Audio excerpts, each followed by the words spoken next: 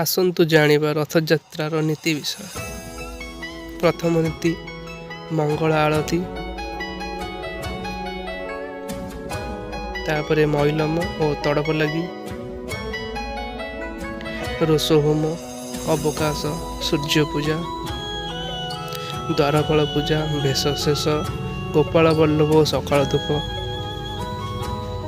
ରଥ ପ୍ରତିଷ୍ଠା, ମଙ୍ଗଳ ଅର୍ପଣ, ପହଣ୍ଡି ଆରମ୍ଭ। ପହଣ୍ଡି ଶେଷ, ଶ୍ରୀ ମଦନ ମୋହନ ଶ୍ରୀରାମ ଶ୍ରୀକୃଷ୍ଣ ବିଜେ, ଚିତା ଲାଗି, ଭେଷ ଶେଷ, ଛେରା ପହଁରା,